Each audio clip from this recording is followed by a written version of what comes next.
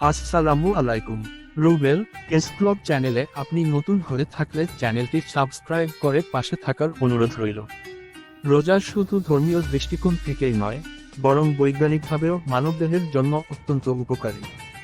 আধুনিক গবেষণায় প্রমাণিত হয়েছে যে রোজা শরীর ও মনের ওপর ইতিবাচক প্রভাব ফেলে। নিচে রোজার কয়েকটি বৈজ্ঞানিক উপকারিতা তুলে ধরা হলো। ১. বিপাক প্রক্রিয়া উন্নত করে।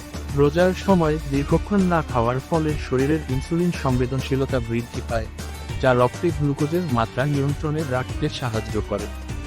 এটি ডায়াবেটিস প্রতিরোধে কার্যকর ভূমিকা রাখে। ২. ওজন কমাতে সহায়তা করে। রোজা শরীরে জমে থাকা অতিরিক্ত ফ্যাট ও ক্যালোরি পোড়াতে সাহায্য করে। দীর্ঘ সময় খাবার গ্রহণ না করায় শরীর সংরক্ষিত ফ্যাটকে শক্তিতে রূপান্তরিত করে, ফলে ওজন কমে যায়। ৩. শরীর থেকে টক্সিন বের করে দেয়। রোজা শরীরকে ডিটক্সিফাই বিষমুক্ত করতে সাহায্য করে। দীর্ঘ সময় না খাওয়ার ফলে শরীরের কোষগুলো নিজেই ক্ষতিকারক উপাদান দূর করে নতুন কোষ তৈরি করতে শুরু করে। ৪. মস্তিষ্কের কার্যকারিতা বৃদ্ধি করে। রোজা রাখলে ব্রেইন ডিরাইভা নিউরোট্রপিক ফ্যাক্টর BDNF নামক একটি প্রোটিনের উৎপাদন বৃদ্ধি পায়, যা স্মৃতিশক্তি ও শেখার দক্ষতা বাড়ায় এবং আলঝেইমার প্রতিরোধে সাহায্য করে। ৫. প্রদাহ ও সংক্রমণ কমায়।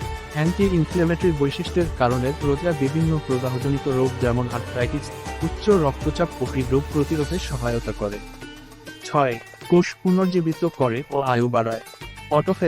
অটোফেজি নামে একটি প্রক্রিয়া রোজার সময় সক্রিয় হয়, যা পুরনো ও ক্ষতিগ্রস্ত কোষগুলোকে ধ্বংস করে এবং নতুন কোষ তৈরি করে।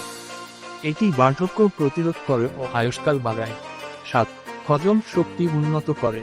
রোজা হজমতন্ত্রকে বিশ্রাম দেয়, ফলে পরিপাকতন্ত্র আরও ভালোভাবে কাজ করতে পারে। এটি অ্যাসিডিটি, বদহজম এবং গ্যাস্ট্রিক সমস্যার উপশম করে। ৮. মানসিক প্রশান্তি ও আত্মনিয়ন্ত্রণ শেখায়।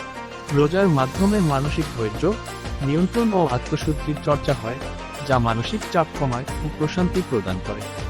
পরিশেষে বলা যায়, বৈজ্ঞানিকভাবে প্রমাণিত এই উপকারিতা প্রমাণ করে যে রোজা শুধু ধর্মীয় আচার নয়, এটি একটি স্বাস্থ্যকর অভ্যাসও বটে।